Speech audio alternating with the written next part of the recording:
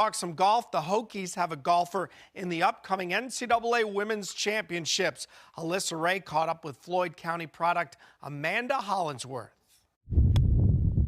Between getting her master's degree and playing championship-level golf, Virginia Tech's Amanda Hollinsworth's schedule is heating up.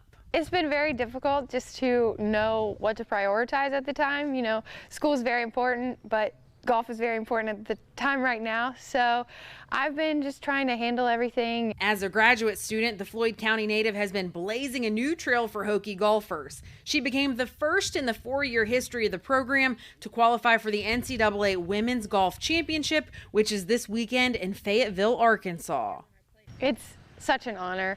You know, I came in as the first recruit ever, and to be the first one to go to NCAAs it just gives me chill bumps, and it's awesome to know that I can start this, and I know that I'm not going to be the last. Hollinsworth also became the first Hokie to qualify for the U.S. Women's Open, and not only will she be under the bright lights on the big stage, she'll be next to a couple of the LPGA's biggest stars. I'll be playing with Michelle Wie in the first practice round on Tuesday, and then MB Park on Wednesday. She's taken the spotlight of the next few weeks in stride and hopes eventually to play professionally. But if not, I hope to go to physician's assistant school and work in pediatrics there. So that's always been a dream of mine, to work with children and just help better people's lives. So I really hope that that opportunity can come as well.